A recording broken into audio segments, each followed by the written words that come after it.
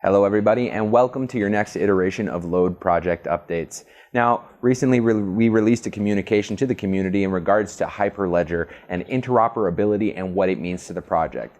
At first glance, this communication can look a little intimidating, but we encourage our community members to not panic. To help explain the benefits of Hyperledger and understand some of the innovations that go into interoperability and LODE's Baton, I've brought on Dan Wasluck, CEO of Blockchain Foundry, to help us explain a few things. Dan, how you doing? Pretty good, Nick. Thanks for having me on. All right, Dan. So I think a great place to start would be a general overview of what is Hyperledger and how does it benefit the LODE project? Hyperledger is what's known as a permissioned blockchain.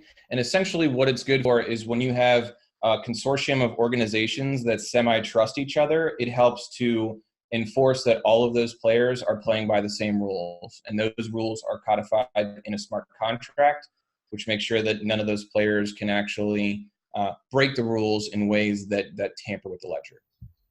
All right, thank you for that explanation.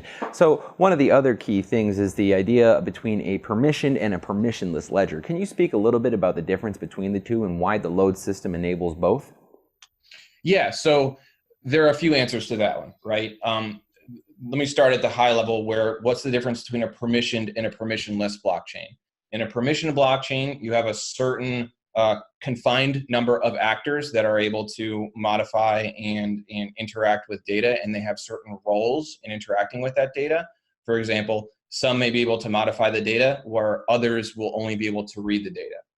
In a permissionless blockchain, those constraints are much more relaxed in that anyone can do anything as dictated by certain smart contract rules present with the contracts those users are interacting with.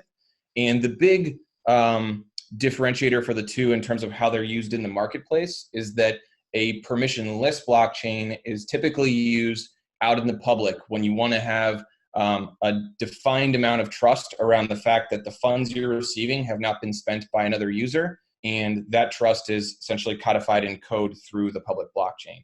With a permissionless blockchain, it's more tied back to you have a certain group of people you trust, and only that group of people is going to be interacting with this. It's not the whole world interacting with it. That's where things like Hyperledger have more of a use case. And where that comes into play for the LODE project is one, for compliance reasons. The regulators have indicated to the project that by onboarding tokens to Hyperledger first and then ledgering what chains those tokens move to from Hyperledger, that the project can be more on side with regulations, which is something really important in this space today, especially as regulations around cryptocurrencies are quickly evolving. The project wants to make sure that we're staying on side with those things. Another reason for Hyperledger is the long-term vision for the project. Initially, we have a very defined number of vaulting partners the project is working with to onboard Silver into the Silver mass. Long-term, we want to be able to expand that to basically any vault that has Silver they're willing to onboard. We want to enable them to onboard that Silver. And that doesn't mean that every single individual in the world will be able to onboard Silver, but a confined number of trusted vaults will be able to onboard Silver following a certain rule set. And that whole vision is basically codified in Hyperledger. There's a smart contract that will be developed that will enable different vaults outside of SWP and today's current vaulting partners to onboard Silver in the same way as every other vault, and that can be proven through the actual contract that's used to onboard the Silver. That's a bit of a longer term vision for the project, but we're trying to establish a solid foundation right now that paves the way for that vision. Thank you for that, Dan. And in addition to that, it would be fair to say that once the Silver has been audited and insured and stored on the Hyperledger, users and community members can then take that Hyperledger token and transition it into the permissionless blockchain of their choice, such as Syscoin. Yeah, and not only that, but the way that we're building out the system, we're enabling for the LODE community AGX users to really leverage the power of specific permissionless blockchains that serve their use cases the best, right? Syscoin is currently specifically really designed for point of sale use cases where you want to spend your money and get confirmation that your funds have been securely transferred within 5 to 10 seconds. And so that's really what we envision the LODE community leveraging the Syscoin implementation of AGX for.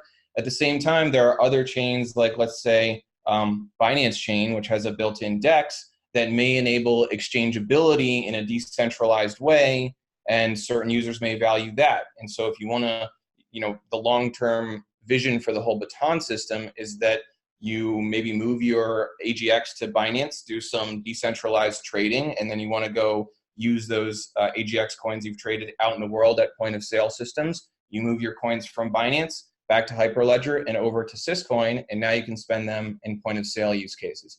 And what's really cool about the system is that all along the way, as you try to move between chains, we're actually ledgering your intent through signed messages that come from your wallet.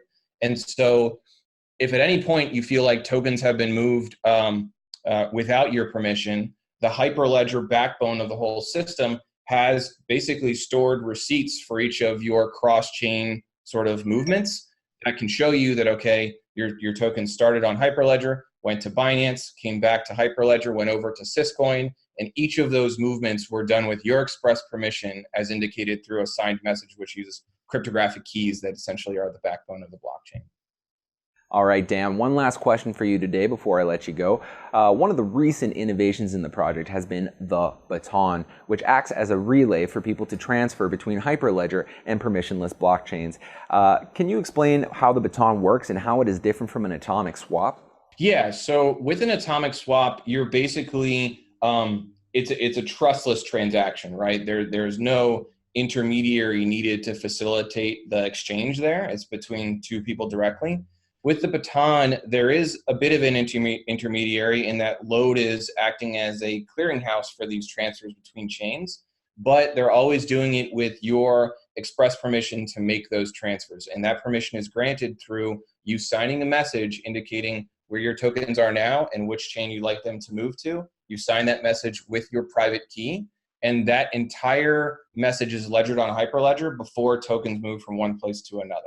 And so as an example, if I'm using AGX on Syscoin and I want to leverage the power of another permissionless blockchain that AGX is also deployed to, what I can do is I can say, okay, I want to transfer these AGXS to some other implementation of AGX. What I would do is send my AGX into LODE with a signed message saying what chain I want them to move to. LODE would then mint those tokens on the chain I want to move to and send them to my address. And then I'd be able to use those tokens from the exact same wallet that I'm using to move from one chain to another. That's one of the really unique things I think about this project and about the mobile wallet we're creating for it is that it's not just a cryptocurrency mobile wallet. It's a mobile wallet that's specifically tailored to the LODE project and what it enables for its users. And this Baton capability is something that you're not going to find in any other mobile wallet. So this will be a very new and unique innovation that the LODE project is bringing to the market and making it accessible directly from the wallet that you're spending these funds on, regardless what chain those funds exist on, I think is something exciting and that we're really proud to be helping bring to market. Thank you for that, Dan. And if you're looking for additional help to understand how the Baton works, you can check out the graphs provided below in the article. That's all we have for today's project update. So glad that you guys could join us. As always, if this is your first time, please go ahead and subscribe to our channel, as well as check out LODE.1 to learn more about how LODE is putting idle silver to work. That's all we have for today, guys, and take care.